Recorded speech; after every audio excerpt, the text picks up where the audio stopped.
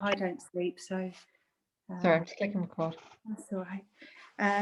So yeah, a little bit tired today, but yeah. Do you want to have this session, or do you want to reschedule Oh no, definitely have it. No, it'll do me good to get my brain it? thinking. Okay. So talk to me. Tell me how you've been.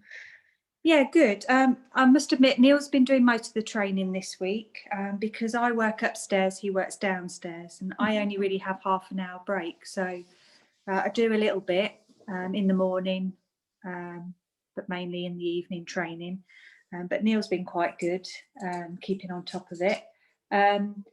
The sit's been really good. That's successful.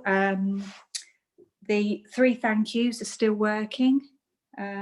He's been a saint today, actually. We've had a tree felled in the garden, and so we had 4 workmen out there felling the tree, and there was a lot of noise, and he was fine. I kept him in the kitchen most of the time and gave him something to occupy himself. But even when I brought him out and gave him a cuddle, he was quite good, actually. He wasn't barking. So the blue chair, he still does bark at that, but I showed you, I think I sent you the video.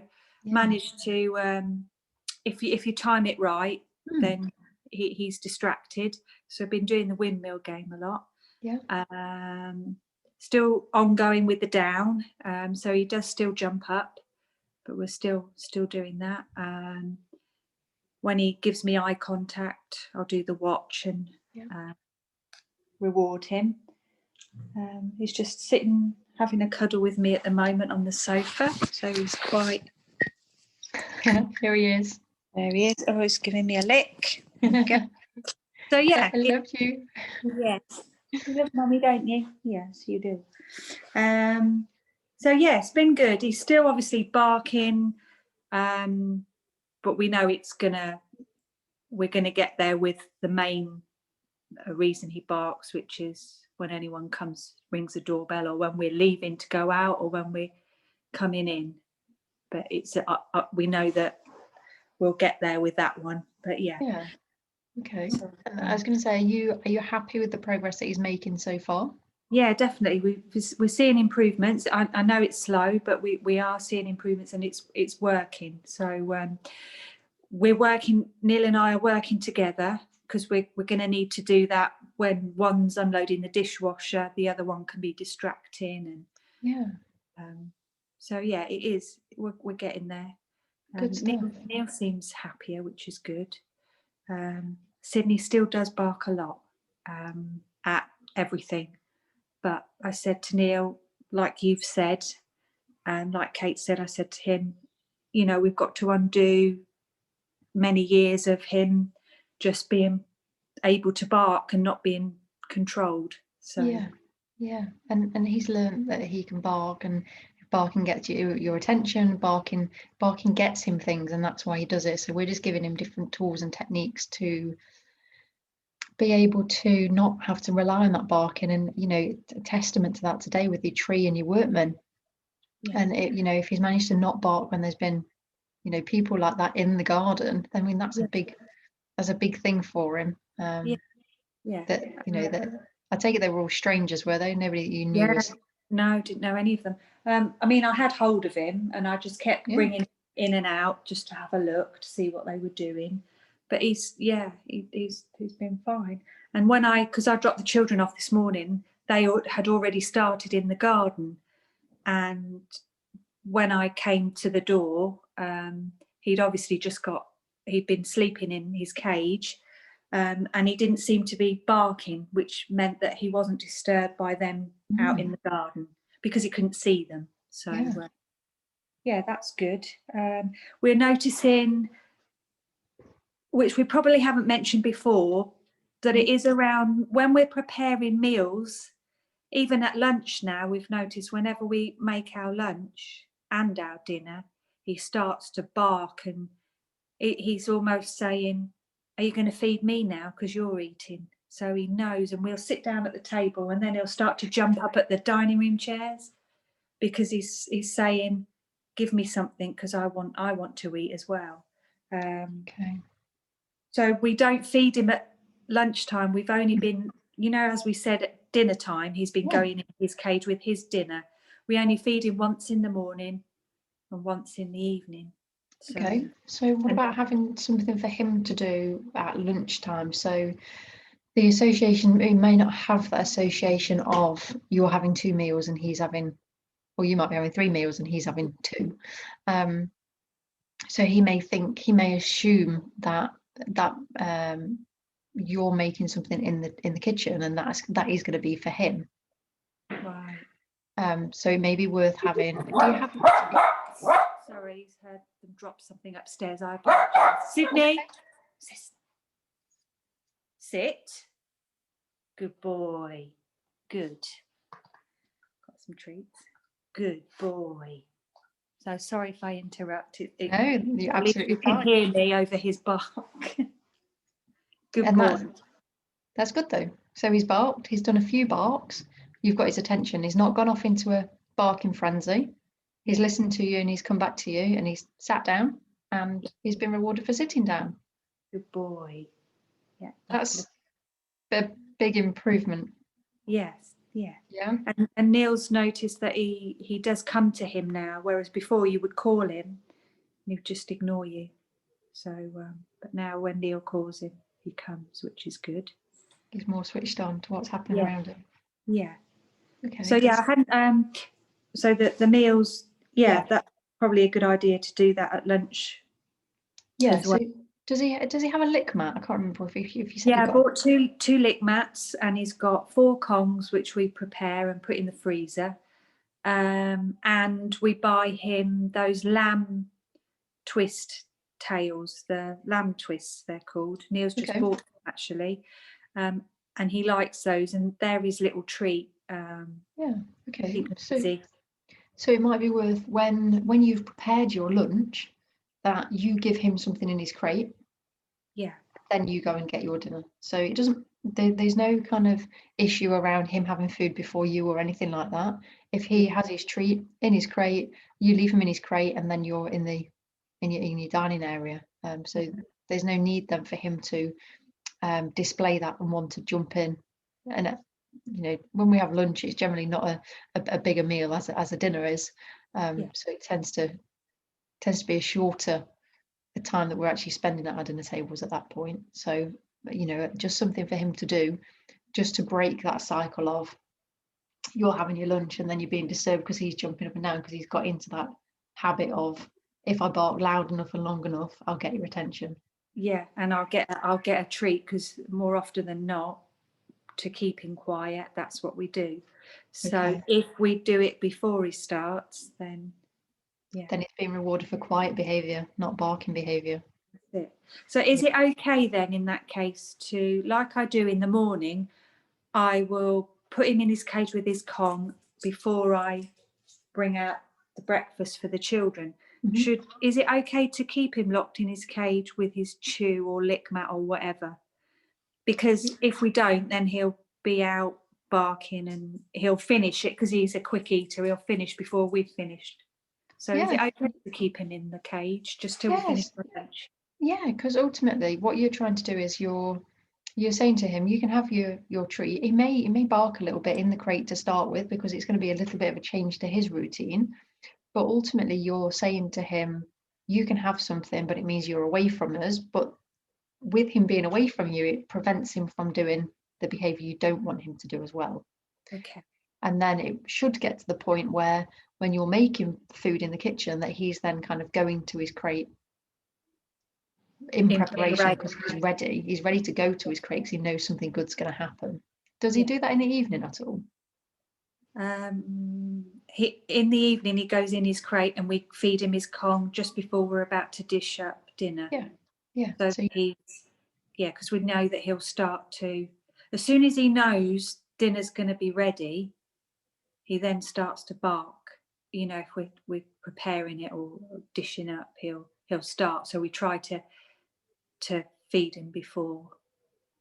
And it's all about that. It's almost like that compromise. So the more he's able to bark at you, the more he's going to continue to bark at you. And the more you give him something else to do before that barking, the less barking you're going to get, because he's going to be like, oh, I got something, I didn't even bark then. So a minute ago, when he barked at whatever it was that dropped upstairs, you're not rewarding the barking there, you're rewarding the sitting. So you're rewarding him coming back to you, sitting down, and that's what's getting the reward, not the barking. Yeah. Because he's quiet by the time he's come back to you. Mm. So you're just kind of changing that perception. Now, some people might say, well, you've rewarded the barking there. Well, no, you haven't, because you've asked him to do something else before that reward's happened. It's not like you've said, oh, yeah. Sydney, they've dropped something, sorry. Sydney, what's this? What's this? What's Mummy got? Here. Sit. Sit. Good boy. Sit. So he went off to bark again because they dropped something. So. Yeah. Good boy. And the barking is going to get less over time.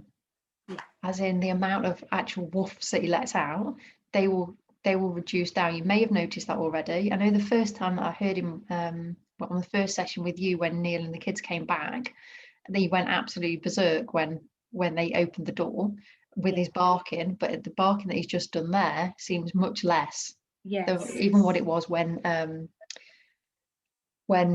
was working with Neil last time. Yeah. So it looks like there is some good improvements. He's just really keeping on top of him and like changing that just slightly around what's happening. Okay. Okay. So have you got any questions from the training so far that we've been doing? No, I haven't done enough of the settle, and Neil hasn't done much of that yet. Yeah. We need to do more of that. That's yeah. We've done a bit, but not enough. Yeah.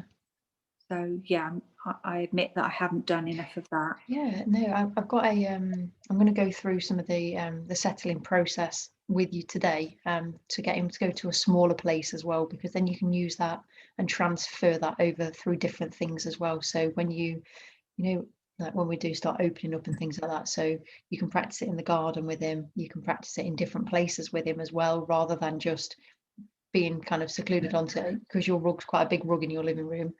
And it will just be something much smaller that you can just then transfer around with you. Okay, so that is one of the things I had written down today. Just wanted to check in on all the other stuff that you've been doing, but it sounds like you're doing a really good job. It sounds like you're seeing some improvements. Yeah. And small progress is better than no progress, is what I would always say. We're not looking for perfect, we're looking for practice. And the elements of practice that you've got going on will, over time, that is what is almost like compound interest, if you like. So over time it kind of pounds into actually where you want them to be. So like I say, because he's had so long kind of getting to that stage, it's kind of backtracking him as well, so getting him to understand what it is that you want from him. But no, it sounds like you're really doing really well, and thank you for sending your videos over and stuff. And hopefully you guys are a bit happier in yourselves that there is progress happening. Yeah, I'm definitely happier, and I'm happier because I can see Neil is happier. He's not as stressed with him and wanting to get rid of him. Yeah, and throttle him. And some of that just comes down to communication, because if there's no communication, you've got one person communicating one way, your dog communicating another way, and there's no kind of mutual communication. It's kind of, I'm saying this, you're doing that, how do I get you to do what I'm asking you to do? And it's just about bringing people in and kind of crossing that over and getting that communication there. Okay, so let's have a look at settling to a mat. Has he got, or have you got a small mat area that you can just provide him with? So either a small like a small sized towel, or a little blanket, he's got lots of blankets. I've just washed them. I can bring out a blanket, or we did buy him one of those round donut beds, you know, the ones that are supposed to be the calming beds, but he just attacks it. It goes nuts. But yeah, he goes nuts with it. But I have seen him eventually settle in it, and it'd be nice if he used it for what it's meant to be for, not to try and use it as a chew or a toy. Or yeah, Okay, so I don't mind using that kind of out. Okay, we can swap over and use that, but I'm after something that's more of a transferable thing. So you're not going to want to take a bed outside with No. you. So if you go, think about if you were going to a restaurant or a coffee shop or something like that, just like a Right. little mat that you could take with Okay. you, pop it in your bag and take it. So if you, has you got anything like that, like a small Yeah. blanket you can just lay Yeah. on? Shall I go and Yeah. go and Yeah, get if you don't mind just getting one, that'd be great. Neil, could you get me a blanket, please? Do you know one of these blankets I've just washed? Yeah, they're left them on the side on top of the bubble wrap that's in the garage.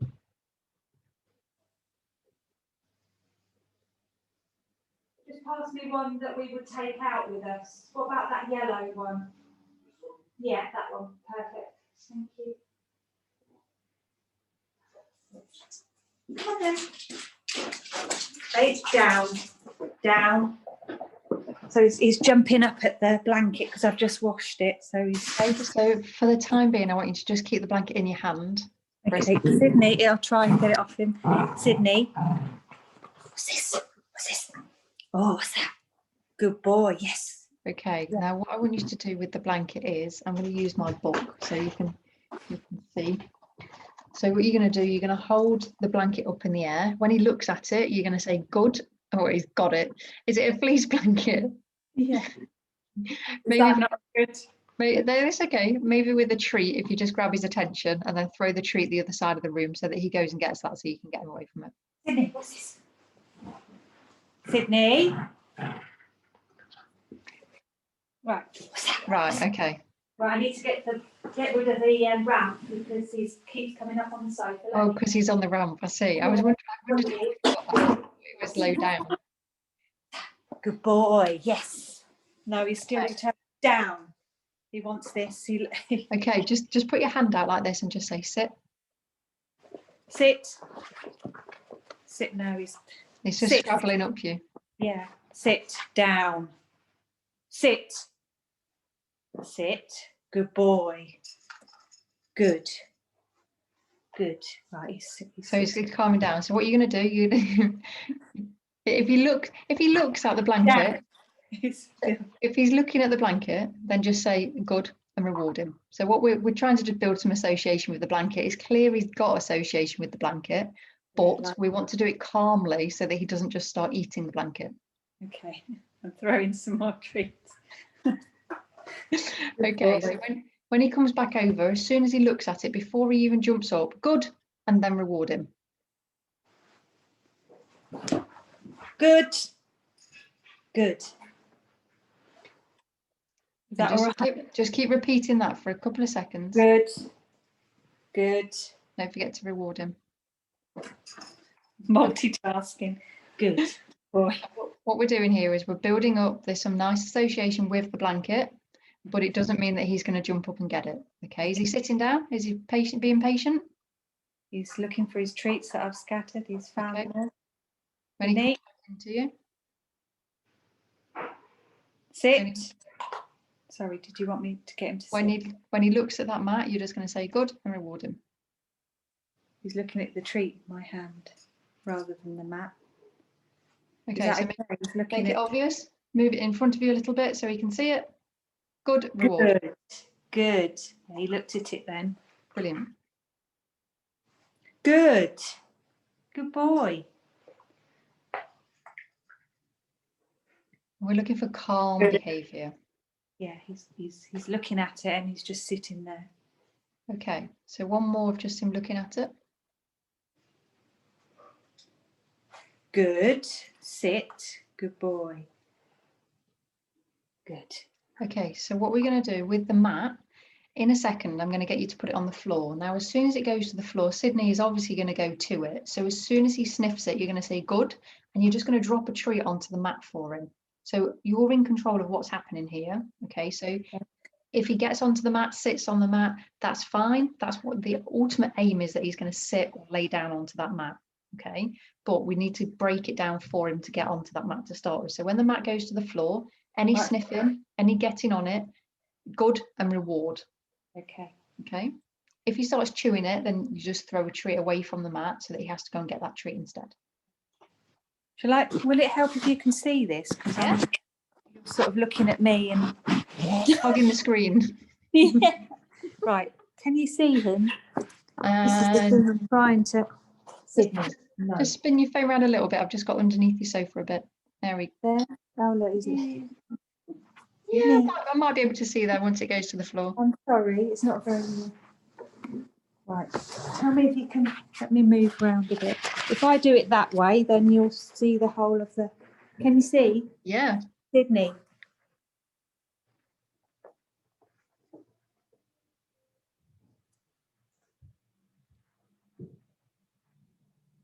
Good.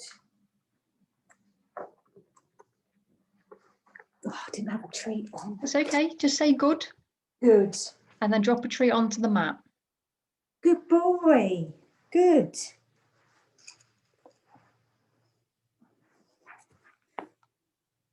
Good. Is that all right?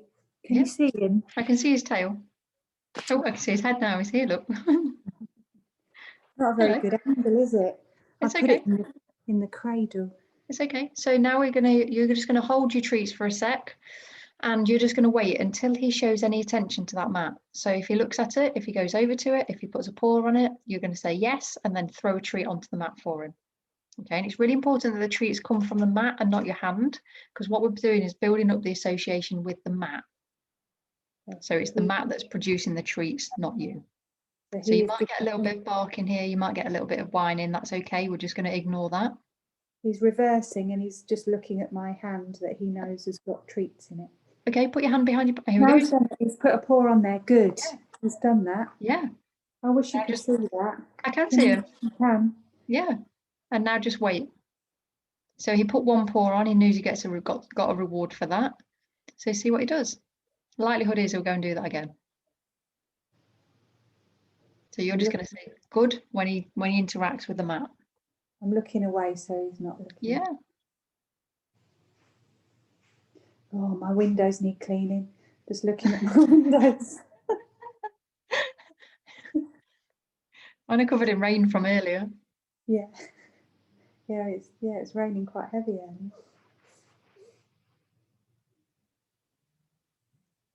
And what we're doing here is we're getting Sydney to think for himself what he needs to do to get that reward from you. And I can guarantee that he's had lots of rewards for other behaviours that you might not even be aware of. And he's going to show you those now. So he's going to show you whatever he's been rewarded for previously, he's going to show you. Whether that's barking, whining, pacing. Here we go. Good. He's just done it. Yeah. And now wait again.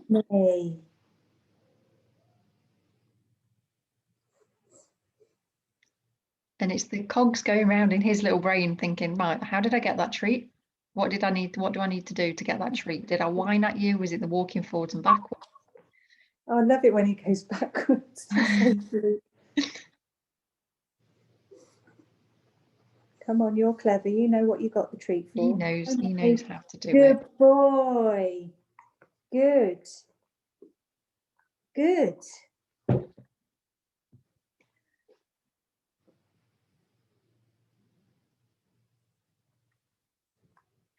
So when he goes to the mat this time, you're just going to wait a little bit longer. So when he touches the mat, so he's touching it with one paw, you're just going to wait a little bit longer to see what else he does. So if he touches it with one paw and then gets the second paw on, that's when you're going to say good. So just building him up nice and slowly. He's got a little routine going off there, hasn't he? Yeah, he's doing his reversing. Here he goes.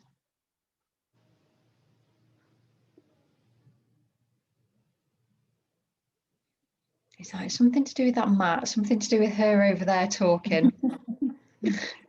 Now I'm having a sniff around. And something to do with the treats that you've got in your hand.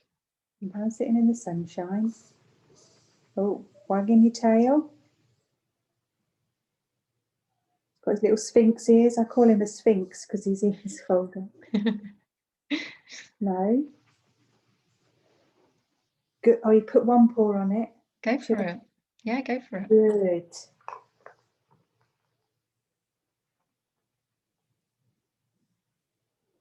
It might be that you just point to the mat this time. So rather than put a treat on there, just point to it, see what he does. He's sniffing my hand. Good. Good boy. He's got 2 paws on it now. Now we're just giving him a really big clue as to what it is that we want from him. Because I gave him a couple then. Yeah, that's fine. Oh, let's drop one. Free treats.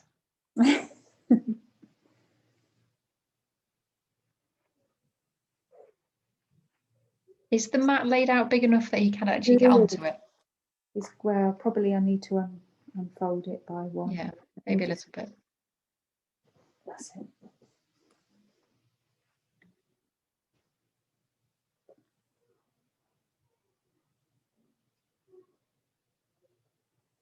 Good. I'm pointing to it, and he's almost looking for the treat though. But is that all right to do that? Yeah, that's fine. Good. Good boy. Good. And just sit down on there as well.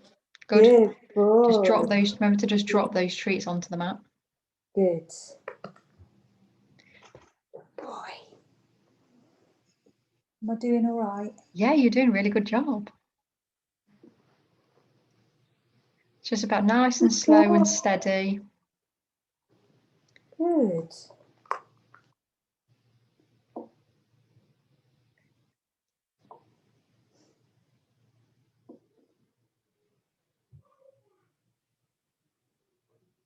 Good. Nice. And there's a nice little delay there as well with getting him on there, with actually him getting the reward rather, sorry.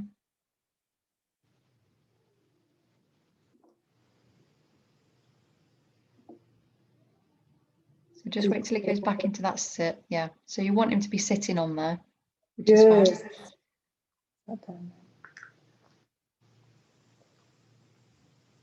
Good. So it's sitting on the mat that gets him the reward. Is he staring at you? Is he giving you eye contact? No, he's staring at my hand where the treats are. Okay. Okay. Like the watch thing. So with your no, we're not going to do watch with him because the idea is that he realizes that it's the mat that gives him the treats, not your hands. So I'm going to get you to just put your hand behind your back. Just wait till he gets back on the mat first though.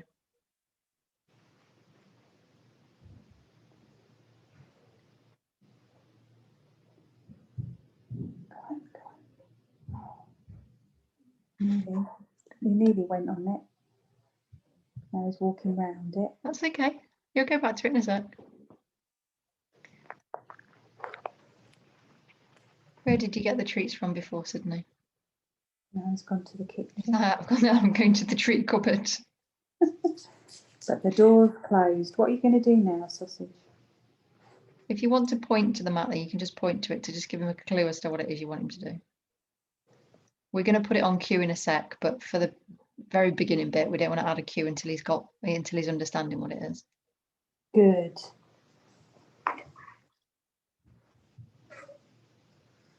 So again, just point to the mat.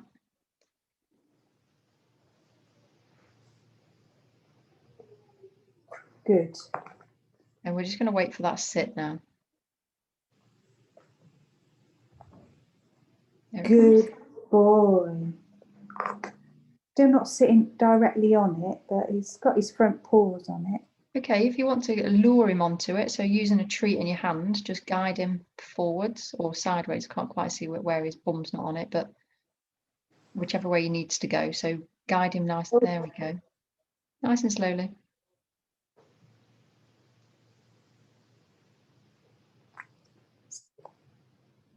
There you go. Maybe it needs to be bigger. He's quite long. Okay, okay, make it a bit bigger then. A little bit bigger.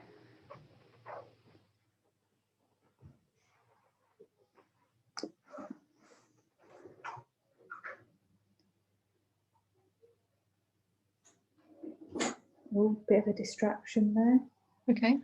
Has he got all 4 feet on the mat? 4 paws are on. Oh, 4 paws are on. So okay, so using your treat, just lift your hand up above his head slightly so that he goes into that sit position and then reward him. Treat on the mat. On the mat, yes, yeah, sorry. Treat on the mat. That's okay, you don't need to be sorry. Oh, mine's going. Call him to you. Sydney, what's this? Sit.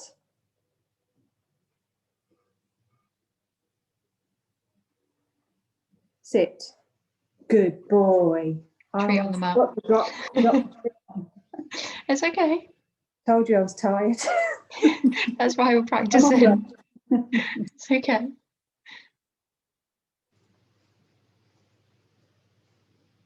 Good. Really nice. We've just sat there. Good.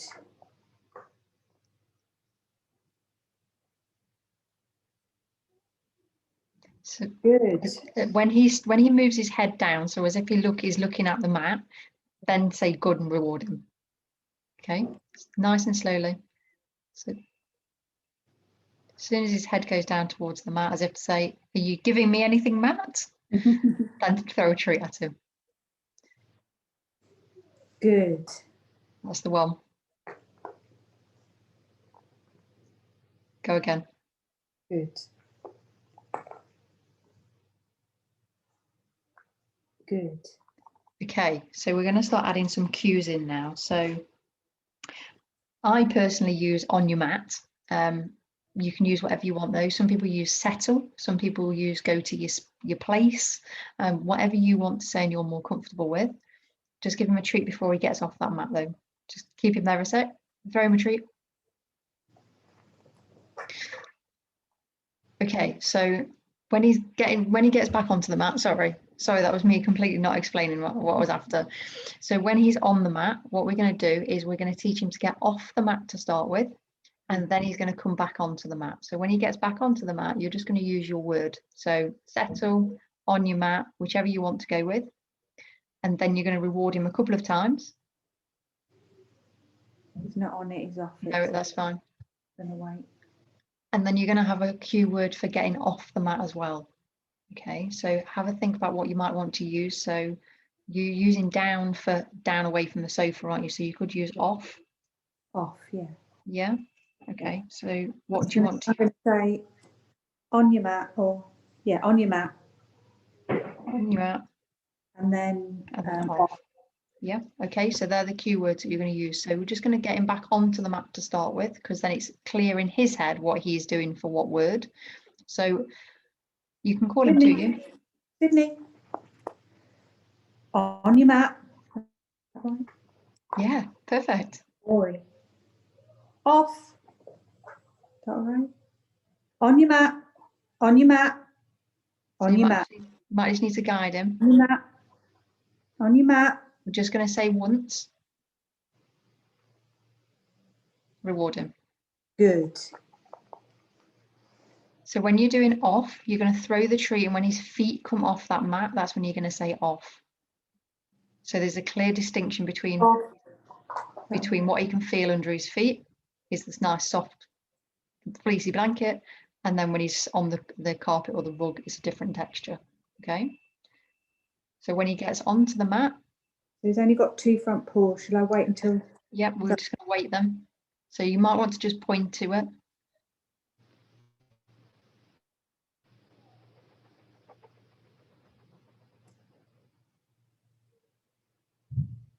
Come on.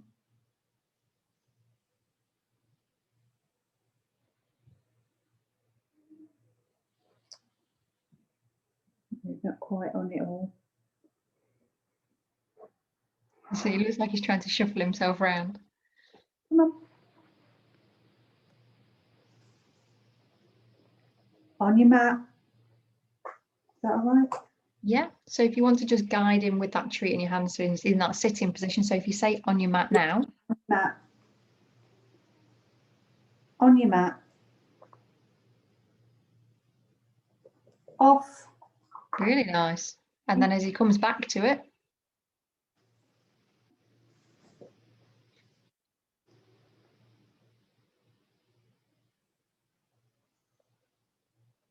Wait till he's sitting. On your mat. Look at that. Good. Good. On your mat. So this time, when you do the off, I want you to throw a treat onto the mat as well, but you're not going to say anything to him about that treat. So when he comes back, he's going to find it on there. So you're going to do off, and then you're going to throw a treat onto the mat while he's getting that treat for off. Off. On your mat. He knows you're up to something there. On your mat. Just wait for him. Wait for him. Right, he stood right on it. That's fine. Just wait. Has he got onto his mat? No, he's got one No, paw. he's gone the other side of it. But the treat's still there. That's okay. It's supposed to be a hound dog. It's a good sit though. Now he's eating it, so Okay, that's fine. That's fine. now he's on it more. So shall I say on your mat? You can just guide him onto it and then say on your mat.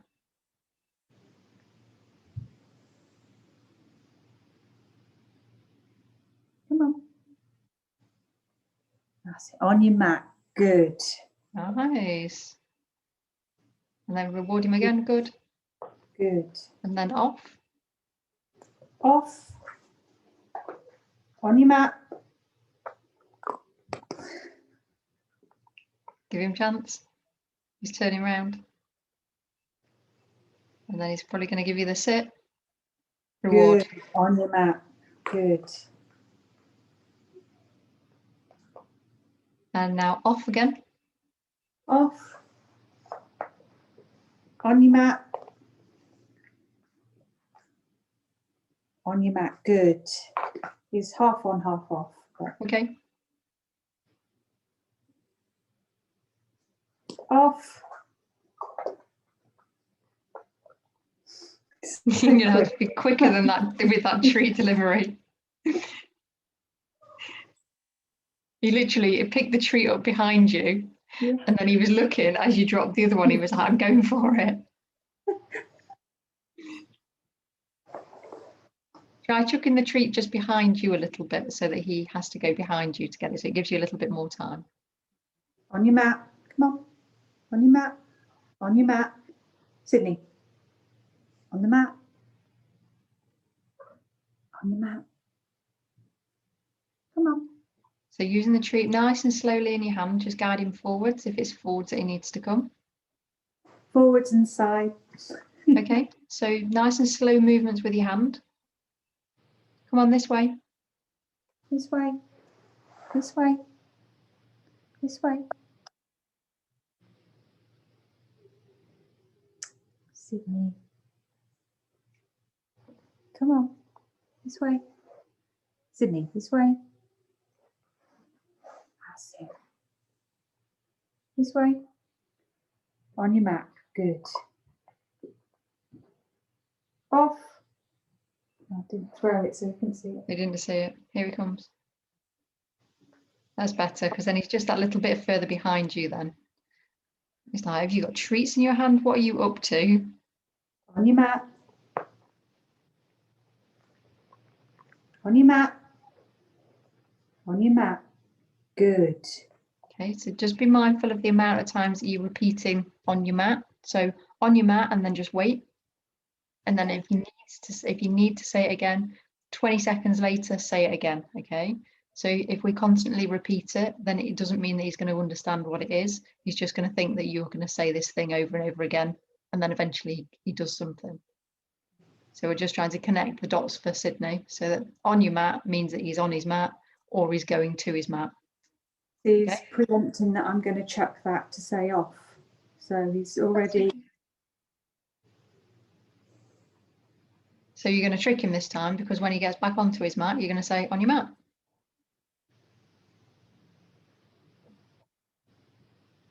On your mat. On your mat. Just wait. On your mat.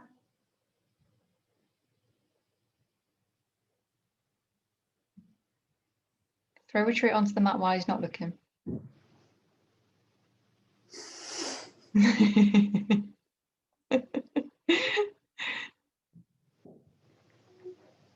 Oh, I could have done it then. There we go. Good. On your mat. Good.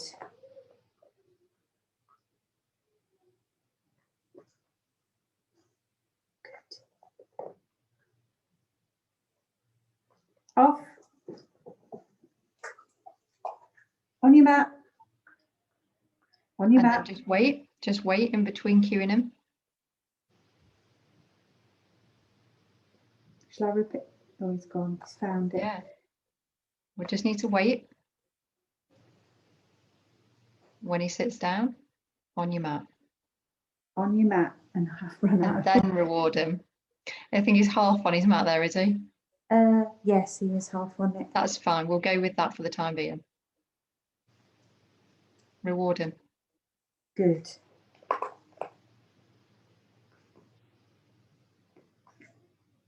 Okay, do one more off with him. Off.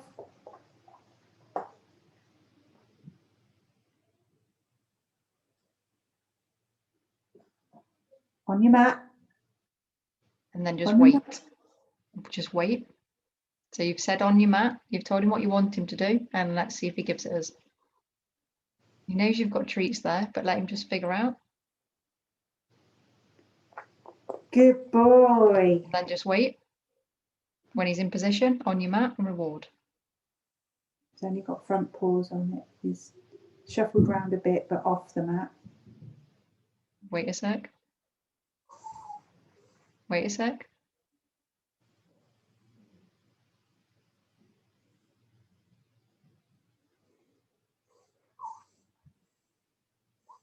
Come on, you can do it.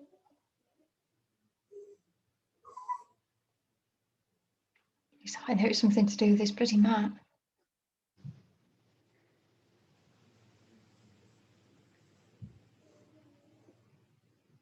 If you need to point to the mat, then point. Here he comes. On your mat. No, I did that too early, didn't I? Okay, it's okay. Sorry. Is he on it? Only his front two paws. Okay. There he is. On your mat. Good. Good. Really nice. Good. And now off with him again. Off.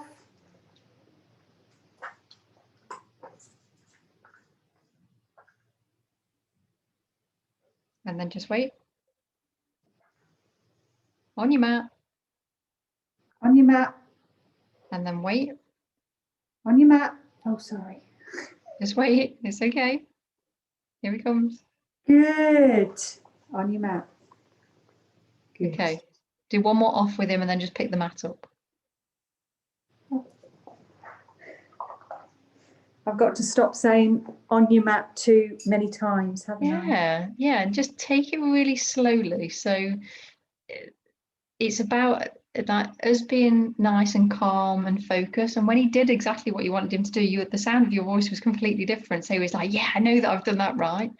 But it's just about letting him think what he needs to do. You may need to get rid of that mat just for like we're not going to use the mat again. Okay. Oh.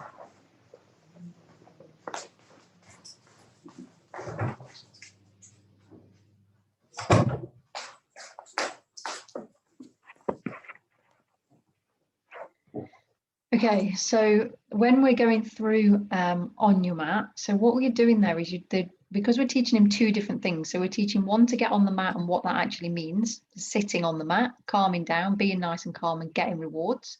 And then the other one is getting away from that mat. So in effect, what you're doing is you're giving him a place. Thanks for the bum shot there, Sydney. You're giving him a place to go to, which is a safe place where nothing's going to interrupt him. Okay, so the reason that I want you to do this is because it's going to be a really good transferable skill for you to be able to use in the house, in the garden, out on a walk if you want to, in the park. You can literally use it anywhere, but you can also do it in an evening. You can do it with or without his collar, his harness, his lead attached. You can give it so that it's a special place for him to go to. So a little bit like how you use the crate, but you've got something you can actually move around. So rather than just being the crate, okay? Now, it's all about being slow with him. So you knew what the end goal was. You knew that the end goal was him sitting on that mat, okay? But he didn't have a clue. So we needed to break it down into what's called shaping. So what we did was we let him see the mat to start with. So he went, oh yeah, this mat, when I look at it, it gives me a reward. When I touch it, when I sniff it, when it's on the floor, it gives me a reward. When I sit on it, I get a reward. Okay, so we've just broken it right down for him so that he understands that by going to that place, that's where the rewards come from. Yeah. And then by getting him off the mat, you'll just say you're giving him a clear direction to get off it as well. So he doesn't need to stay like a statue on it. But when he's asked to get off it, then he needs to get off it. Okay. And then what you can start doing is practicing that in an evening. So when I'm thinking of using it more for when the blue chair's around, and potentially when you're in the kitchen as well. So when you're doing something in the kitchen that revolves around food that he would normally be barking at, you're going to give him something else to do. So not only a food thing to do, but you're going to give him somewhere to go as well. So rather than just going straight into his crate, on your mat. So the mat is in the kitchen if you need it in the kitchen. It's in the dining room. It's in the living room. So wherever you want to have that mat, that's where it goes. Okay. Does that make sense? Yeah. Yeah. So places you can use the mat. So in the garden for barking. So barking outside in the garden. Once you've practiced it in the house, so practice in the living room where you are. Practice with you being in different positions as well, or with Neil. Sitting on the sofa with the mat on the floor, having the sofa up on the sofa, the mat up on the sofa next to you. Yeah. It might even be that you use your dining room, so one of you sits on the dining room chair, have the mat on the floor at the side of you, and practice with and without his collar and his lead on, so that he gets used to having those bits of equipment on. I'm just going to move these treats out the way because he no keeps jumping up at them. Yeah, no, that's fine. That's it. Sydney, come on. I've dropped one. There you go. Free treats. And the reason I've got you to put the mat away is because Sydney learns that when that mat is present and he's on it, that's where the treats come from. But if we just leave that mat out and he goes to it and we don't see that he's gone to it, it will devalue it really fast because he's not getting anything from it. And that's why it's so important that treats come from the mat rather than your hand, because otherwise he'll be relying on you and he'll be looking at you as if to say, where's my treat? Where's my next treat coming from? And in actual fact, we want him to be able to just settle down onto that mat. Okay. Over time, you can start giving him longer lasting treats to keep him on there a bit longer. So you could give him one of your frozen Kongs, you could give him a lick mat, you could give him a chew, whatever you want to give him, just to keep him there that little bit longer. And he did probably about maybe 15 seconds, I think he did, in between actually having rewards. So he did go quite a decent amount of time, considering he's only just learned how to do that. So set your mark. So if it's 15 seconds that he's able to sit without getting kind of moving around and he's quite happy sitting there just waiting on a treat, then build it up really nice and slowly.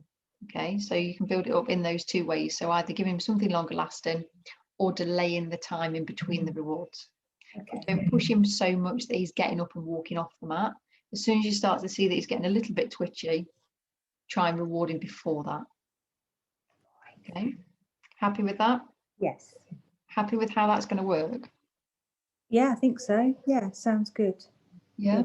It'd be quite useful to try it out in different places, and like you say, have him settle on the mat on the sofa will be good as well going forward when we get the new sofa, if we do still want him to come up, at least if he sits in one place, that'll be good. Yeah, or you might find that if you were to get the mat out, and I know that you've got kind of sofas that are kind of at an angle, aren't they? You've got like one that, and then you've got a corner bit where he could actually have his mat there. Yeah. So you could say on your mat, and there's no harm with you doing similar to what I did with Neil last time. So having his lead on and just having your foot on his lead, so he hasn't got massive amounts of space to go. The idea is that he's going to have that small area of his mat that he can move around on. So put your foot on his lead so he can't get up and move around anywhere. Well, he can get up, but he can't, just wander off. Yeah. And that will teach him for when you're actually practicing outside with him as well. So you can take the mat outside and you can practice outside with him. So I would start in the garden, because there's going to be some distractions, but there's not going to be too many. And it will reduce his barking as well. So it gives him something very clear to do rather than barking outside in the garden. Yeah. Yeah. So even if he does start barking at something, come here, Sydney, on your mat. come on. And then the mat comes out and he gets on the mat, and then relax him that way. Okay. Okay. If the kids are coming in from school, if Neil's bringing the kids in from school, there might be a mat out somewhere. So you might have a mat in the living room, you might have a mat in the kitchen, on your mat, and then throw the rewards onto it. Yeah. Yeah. So it's kind of really versatile, and I think it will work quite well with him because obviously he's picked it up really fast, which is great, which is a bonus. But he wouldn't have been able to do that if we couldn't have done sit with him No. So and it's, focus on you. yeah. No, So he's it's doing connecting the really well. dots. He is, yeah. Definitely with this, yeah, I'm really impressed with the sit, and yeah, it's good. And he does sometimes sit without knowing he's going to get a treat. So Yeah. this is sat now. Yeah. Good boy. Whatever gets them more rewards, they will do more of. Good. And we don't always need to give rewards either. It's fine to not give a reward, but if we're teaching him something new, then they come thick and fast, Yeah. and then they get delayed over time. Have you got any questions about the mat or settling to the mat? No, it sounds quite straightforward. I just need to make sure I don't overuse on your mat. Yeah. And give him, like you say, give him chance to do it. I think Yeah. I'm just thinking that he's meant to do it straight away, but he's not going to get it straight away. Eventually he will say on your mat, he'll go straight to it and hopefully sit or lay Yeah. down. It's like giving one of your kids an encyclopedia and they've not learned to read yet. Yeah. And ultimately, you know what the end goal is, and it's human nature that we try and push our dogs and go, well, do it then. Why aren't you doing it? Do it. I know what you need to do, but he's not got an idea. He now knows what he needs to do. But you will find that if you move position, so if you're sat on the sofa and he's sat on the floor, or if you take the mat into a different room, then you will have to start a little bit slower with him. So you'll have to go back a little bit to the beginning. It might be that you put the mat on the floor and just go back to saying good for a couple of times, and then on your mat. And then over time, he'll start to generalize a bit more, but you have to be able to practice it in different places for him to be able to do that as well. Yeah. Okay. Okay, so I'm trying to think what else was on your list. I know there was a lot that revolved around barking. I think the mat work will do wonders for you in terms of his barking. I really like the way that when he is barking in the house, and he's done it a couple of times now, you're very nice and calm with him. You call him over to you, ask him to sit, and then he gets a reward. And he's not actually bothered about barking now. He's barked twice while we've been on this call. Yeah. Yeah. I think the key is for us not to. We used to not shout. Well, yeah, we did raise our voices, and actually that makes him worse. So we're better off just being calm and distracting. Yeah, and the likelihood is he might think that you're actually joining in with him rather than telling him to do something. Yeah, I think that the biggest, the worst barks are when we're coming in the house because he's missed us and he just constantly barking. That's probably the worst bark he does in terms of volume and consistency and the length of time until everybody's in. It takes time for us to take our coats off, takes the shoes off, and then go and greet him because he's behind the gate. Yeah, that can get to you a bit because he's just, or if Neil's unloading it, like last night on a Thursday night, he does a food shop, and I have to try and grab him before Neil gets in the door because it's late. The children are upstairs asleep, and if I don't pick him up, as soon as he hears the car come, he's already wanting to go, and he will bark constantly until Neil's finished unloading the shopping. So I have to pick him up. But yeah, he's that's the worst, I think. Okay, barking. so it may be worth practicing between you and Neil. So maybe in the daytime when the kids aren't there, practicing settling to the mat, but have the mat maybe in the kitchen. I take it Sydney's generally in the kitchen when Neil comes back, is he?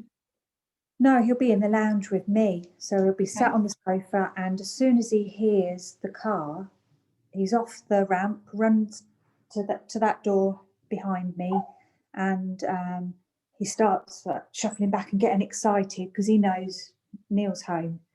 Okay. So Okay, so what you could look at doing there is with his collar, with his harness and his lead, yeah, have the mat in the lounge area with you, and have your foot onto his lead, and you're literally going to say on your mat, reward him, and then get Neil to just wander around the house. Get Neil to open the front door, but your foot's going to stay on that lead, so he cannot run to that door. And when he calms, when he settles, on your mat, reward. Okay, so the rewarding is going to be for A, being on the mat, but B, calm behavior as well. If he starts barking and shouting and getting lively, then he doesn't get a reward. And just wait it out. Because I think some of what's happening is that he's having a response and it's too fast. The response is very much like one of your kids shouting mum, and you going, yeah, I'll be there in a sec, and then them going mum mum mum mum mum mum mum mum mum, and you go, yeah, I'm on my way, I'm on my way. And I think if we can just slow that slightly, then he will be a lot more responsive to what's happening. So just call him to, he gets excited. He's excited to have us home. yeah, And he just wants to be fussed, and yeah, or if the doorbell rings, just wants that attention. But it can be too much, too much, too yeah, overwhelming. You can't cope. You haven't got time to think. You've got to get in, and I feel like I have to rush to get in pressured, to stop him barking. yeah, Pressure to get in because he's just going, and like you just want to get to him to calm him down, yeah, or just to give him some fuss. yeah. And he knows Because it that, is piercing. When he goes, he goes. yeah.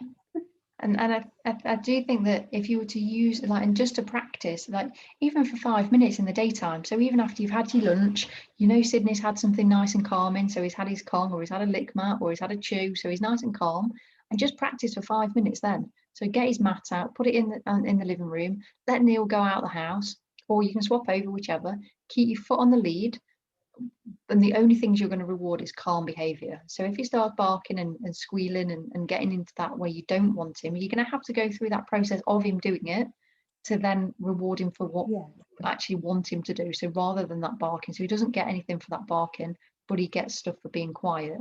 And I think a lot of his behavior is around, he doesn't kind of get the, he doesn't understand that calm is going to get him everything, and crazy is currently getting him stuff, and that's why he's continuing that crazy behavior.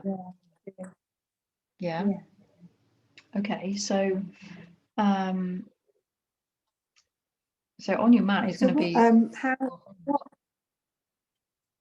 what about if we all go out? So if we're all out and we all return and he's barking at the gate, what is there anything we can do, or is it too early? Is that next week? I think I would just practice with just what we're looking for is just the noise of the door to start with. So the noise of the door means that he goes to his mat, on your mat. Neil comes and sits nice and quietly on the other sofa, gives him a fuss, but only when he's quiet. So if he's barking, you know, you might want to put some earplugs in, but if he's barking, then just like get Neil to walk back out again, and then come back in when he's quiet, sit back down if he starts barking again, or even if he doesn't get to sit down. So if Neil walks in and he starts barking, then Neil walks back out again. So what you're very clearly saying to Sydney is, you're not going to get anything for barking. You're not going to get eye contact. You're not going to get me talking to you. You're not going to get me touching you. What you're going to get is me going away from you. So I'm going to keep disappearing every time you bark at me. Okay, yeah, we haven't done that before. That makes sense then, because he knows if he creates as soon as we walk in, eventually we're going to give him some fuss and some attention, which is obviously what he wants, but he needs to get it when he's calm, and not when he's like barking. And then going back to the question that you asked about when you all come back in as a family, and it may be that you just stand at the front door for a second, you open the door. When he starts to bark, you close the door, let him calm down. You might be there for 10, 20 minutes. Open the door.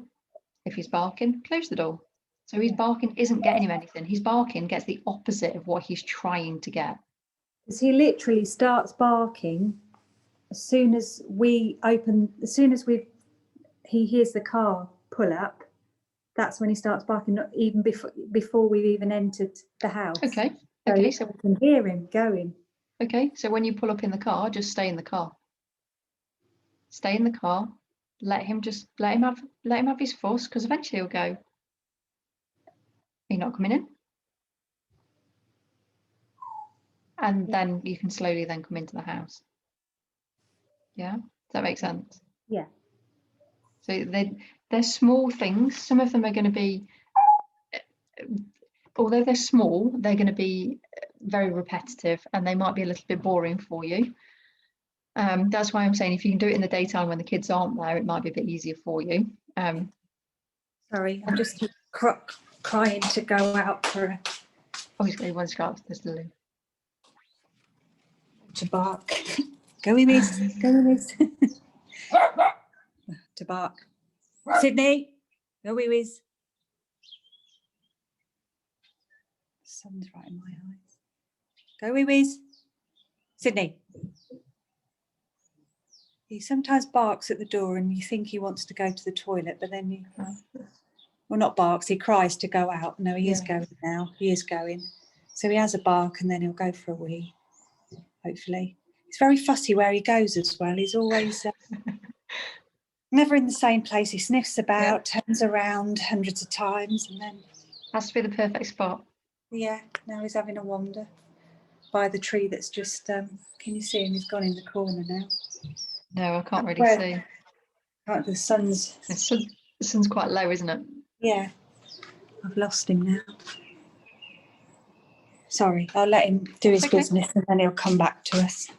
Okay, and then the other thing that you can practice with the mat is, now I know he's not reactive to traffic and things like that, but your doorbell he is reactive to. Yeah. What kind of doorbell do you have? Do you want me to ring it? No. Just tell me. Just tell me. It's is it bing bong, or is it a chime, or is it a not ring a doorbell? I don't know how to describe it. It's an old-fashioned chrome one. I can't describe it. It's not a bing bong. Neil's going to wet himself when he watches this later. At my efforts of describing a doorbell. I can't describe it. What does it sound like? A bell. A bell. Okay. Sorry. That's okay. That's okay. So is there an option to change? It's an old-fashioned one. It's an old-fashioned bell. Okay. Is there an option to change the? Is that Sydney barking? Yes. Call him in. Get him in. Stop him barking. Sydney, what's this? Sydney, what's this? Sydney, what's this? Sydney. Sydney. Hey, Sydney. Sydney. Sydney. Sydney. What's this? Sydney. Some cheese. Some cheese. Cheese. What's this? What's this? Good boy. Good. Sometimes the only thing that will get him in is if you say, do you want some cheese? Then Yeah, fine. Yeah, fine. Sit. Sit. Sydney. Sit. So nice and So slowly. the doorbell is an old-fashioned bring type one. Okay. And is there can you change the setting on it? No. No. Okay. So how often do people press your doorbell? When they have deliveries, which we've had quite a few deliveries in lockdown. But even if someone bangs on the door, so they don't always realise that the doorbell is next to the door on the wall.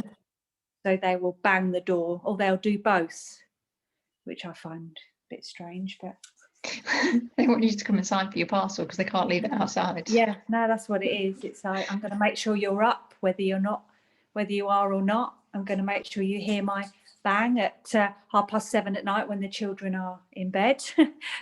Yeah. So yeah. Okay. So what I would like you to do, and I'm not going to get you to do it now because obviously we don't want to stress Sydney out, but what I would like you to do is record the sound of your doorbell, okay? Okay. Or if there is one that you can find on the internet that sounds the same, then use that. Sydney. Thank you. It's an inside, so I didn't do the thank yous. It Okay. was yeah, they can hear the children. He can Okay. hear the children upstairs. Because yeah, Neil checked with you last time because I was telling him off. He was doing that for indoors. I said we don't do the 3 thank yous for indoors. It's only out. Is that right? Just out. Yeah, you can use it. Outdoors.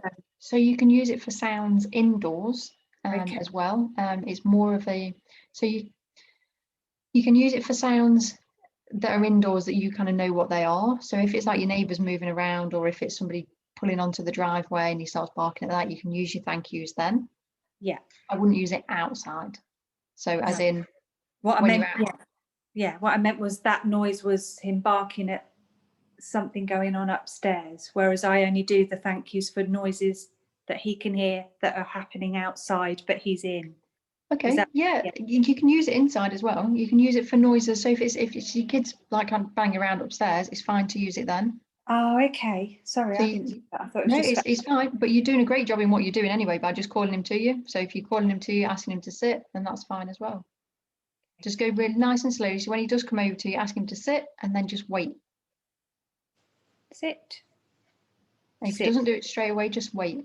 So ask him once and then wait. The other thing we haven't done is good. Now he's sat. Recording Rico crying because he hasn't done since Neil spoke to you, so he hasn't had any meltdowns. Yeah. But they've been really happy this. I know this is nothing to do with the Sydney, but the adoption order was granted this week, so the children have been sort of changed. They're really happy and more relaxed. Yeah. They know they're safe when they go to bed. They know. Thank you.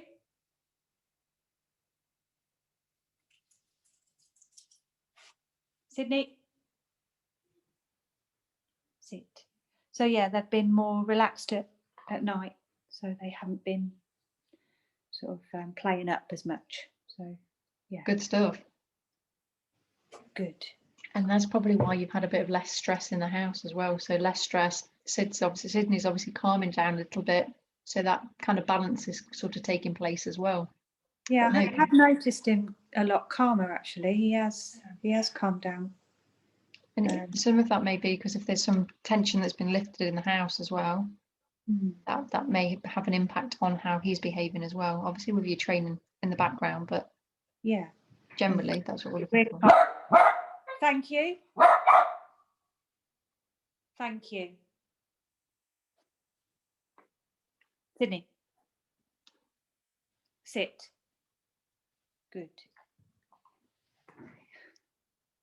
And it is all about that repetition. So you can hear that he's not barking masses amounts of barks. He's letting a few barks out and then he's listening and he's coming back to you. So that sounds very much like there's an improvement considering that first conversation that we had. Yeah.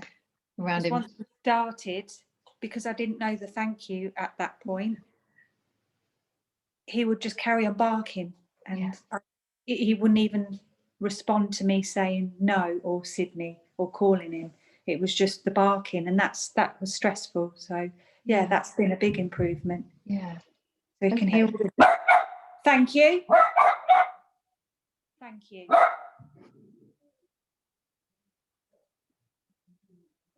Neil's telling him. Okay. Go and get his mat. Go and get his mat and bring his mat back in.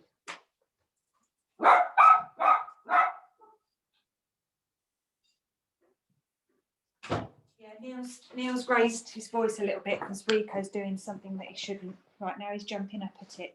Okay, so mat onto the floor, go straight onto the floor with the mat. And when he gets on the mat. So he's starting to growl a little bit. Let me just. Okay. You might need to just guide him on there. So we're just completely distracting him from whatever is happening upstairs. Get him sniffing around that mat to try and get a treat off it. Wait till he's in the position that you want him in, so he's sitting on it. To do it that way. So can you see him? Just Or am I about. in the wrong? Let me just- It's okay. It's okay. Hard to know what you can see with iPhones. It's a bit awkward, really. Should have got the iPad on your mat. Good.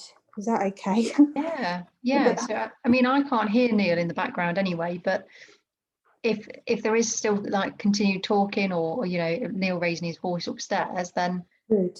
this is what you're going to do to alleviate that. So I know last time we spoke about recording the kids obviously crying and things like that, but this is real life. It's happening now, so we may as well use it. Yeah. And you're literally, is there still some background noise for you? Not now. No. A Okay. little bit of banging, but Okay. that's them playing in the bedroom because they're upstairs playing together in the bedroom. And Neil's obviously gone in and said something to them. And that's when Sydney started to bark. That's the other thing. Whenever we raise our voices, he starts to bark. So good. Oh, I think your phone's just hang gone. on. Let me just, can I get my, this happened last time, didn't it? I've got It 20%. did, yeah. I'm sorry. Let me That's just go okay. and get. Watch out, Neil. Neil, could you get me the charger, please?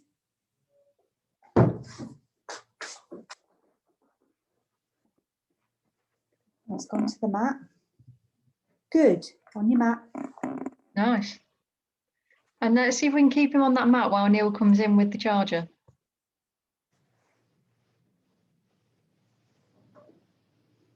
On your mat. Good.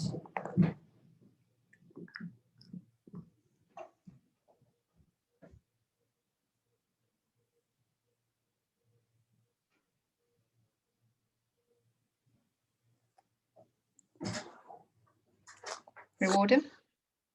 Sydney, on your mat. On the mat. Mat. Good. Okay. Hello, how are you? Yeah, not too bad. How are you? Yeah, I'm good, thank you. A lot of banging going on up there. It's Rico. What's he doing? Just being destructive. Oh.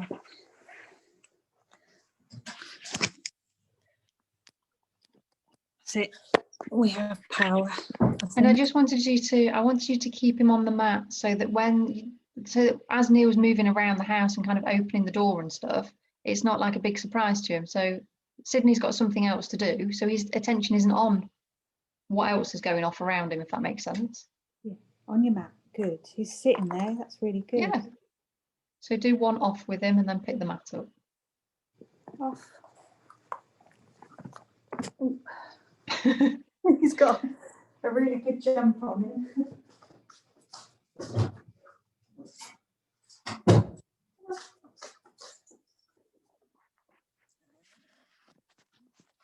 Okay, so what I would like you to do with the mat is I would like you to record either your doorbell or a similar sounding doorbell. You might be able to find one on YouTube.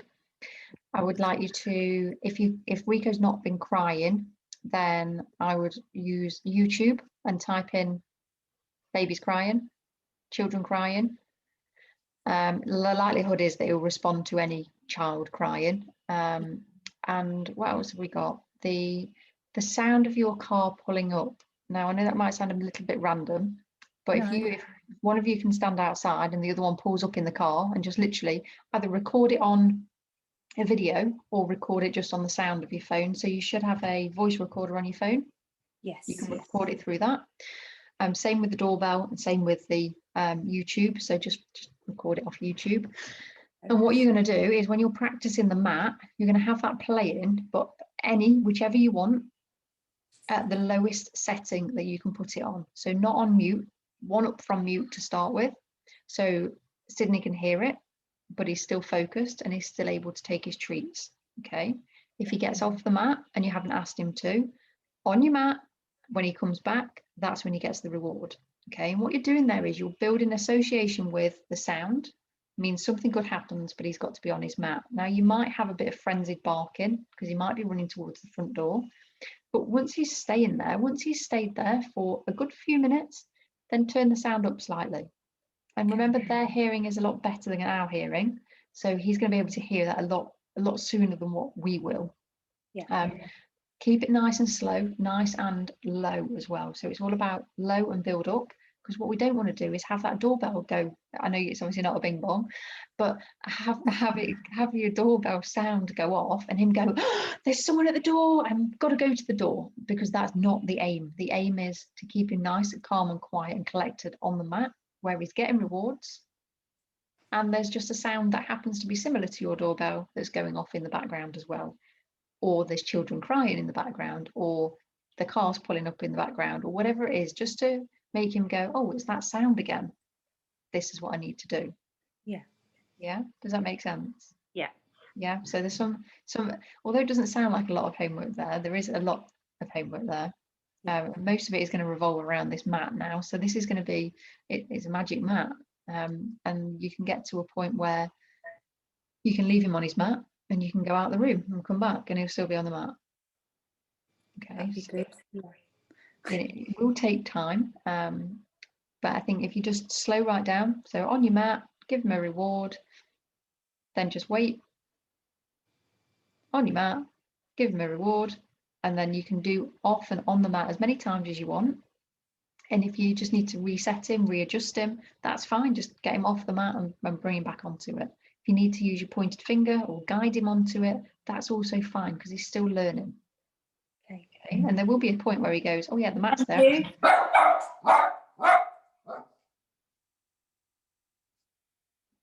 That was nice. Sit. Good. Much nicer. Good.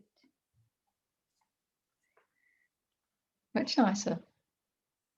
And it's just about being really clear with him. Yeah. Good Yeah. boy. You're so cute. Yes. So the mat is going to become your friend, and it's certainly going to be Sydney's magic mat, so that it produces lots of nice things for him. Well, luckily I've got a few days off next week, so I can use that to spend a lot more time training him doing that. Yeah. So. Yeah, and you changed position, so you changed from where we'd originally practiced, so you were facing the other direction, like in terms of your body was kind of side onto him, and then you went into sitting right in front of him on that last side that you just got the mat out for. You can change the mat if you want to. If you need to change it, then change it, but you might just need to go back a little bit and make it a bit easier for him, so he's like, oh, this is the mat that I now settled to. Yeah. We tend to use like if we went to the beach or something like that, we just have a towel, and if we go like just out on a walk, then we just have like fleece blankets, like just a thin, they're just like a like a baby blanket, like a muslin square type. Or you can even just use a tea towel. Well, I've just bought some new towels, so we're gonna keep the old ones, but there's some hand towels old hand towels, so I'll use one of those. Yeah. And you can always have two. You can always have one in the car for when you go out on journeys, and one in the house. Yeah, because use the same type, then good idea. And it's just about that feel. It's about having something different. So that's why when you said about the bed, that's fine. You can use the same principle for that fluffy bed. Yeah. And you would literally just say in your bed, on your bed, go and settle, whatever it is that you want to use. And if he starts to kind of start thrashing around in it and digging it and being silly with it, just throw a treat out of the bed, off. So as soon as you start seeing that, it's almost silly behavior, like biting it, chewing it, making a mess in it, off and throw the treat, so that he realizes that actually that's not what that bed's for. And then that should hopefully help him calm down a bit faster as well. Yeah, because it is meant to be a calming bed. But I think I've seen him calming it once. So it's been in the garage because he just attacks it every time we bring it out. Yeah. And we just think, well, it costs money, and he keeps destroying everything we buy Yeah. because he's not associating it with somewhere nice for him to. And sometimes that's about us as well. I can't remember. Did I go through last time the collar hold with Neil? You did the collar lead calming, but not the collar hold. I don't recall that when I watched the video. Does Sydney wear a collar? No harness. He has a harness. He has a harness. Harness and lead. Okay. So what you can do is something called a collar hold. Now you can do it with a harness, it doesn't really make any difference, and it's just about having your fingers just tucked into the harness. So if he was wearing a collar, your hand would be face up underneath his collar, so 2 fingers just clipped under the front of his collar, so not at the back because you don't want to strangle him, and again not at the back of the harness, it's on the front of the harness. So with a harness you tend to be like down, so your hand facing down and then clip underneath, and just hold him till he calms down and then let him go. Okay, so it might be that when that bed comes out, so you can practice with the bed, bring the bed out. If he goes nuts over it, then just let the bed, you know, put the bed on the table or put the bed somewhere that you can't get it for the time being. Do something else with him, and then go back to the bed. Use your treats, throw him to get him off to start with, then let him get onto the bed. If he's going a bit crazy about it, do off, then do a collar hold, harness hold. So you're holding on to him. Wait till he's calm. So he'll probably give you a sit. He might wriggle around to start with. Wait till he's calmed down. You'll be able to see that with his body language. So wait for him to be nice and relaxed. Let him go. Let him go back to the bed. If he starts being silly on the bed again, throw the treat out and just repeat that cycle until he realizes that calmness, he can do that on the bed. Yeah. Yeah. Sounds good. Sydney, he's going to hear him. Going to bark again. Sit. Good. Good, and there's nice use of an interrupter there as well. So you knew he was going to do it, so you got there before he did. He went to the door and started wagging his tail and a little cry because he could hear Neil raising his. Neil talks loud sometimes, so he doesn't shout at them, but he raises his voice and then he starts to bark. So. As an outside voice. Yes. Yeah. Now Sydney's sat at the back door. No, you're not going out. You've just been for a week. Okay, well, have you got any questions about what we've gone through today, or any questions in general around the training that we're doing? No, there's, I've got a lot to get my teeth into, so yeah, I was trying to keep it kind of as focused as we could this week in terms of, because I knew that this was going to be a big topic to kind of, because it's going to incorporate quite a lot of the behaviors that you're not wanting, but we need to kind of do it now, because otherwise if we did this in the last week, then you'd be like, well, not really sure where we're going from here. So we'll be doing this week so that you've got enough time to be able to practice and get the different sounds in there and get him moving forwards before we kind of get to the last session. Yeah, no, I think it's I'm really pleased with how it's going. So I think we're doing all right. So. I think you're doing really well, honestly, I really do. I think that you're clearly both very committed. You clearly want to get these problems in. Thank you. Sydney.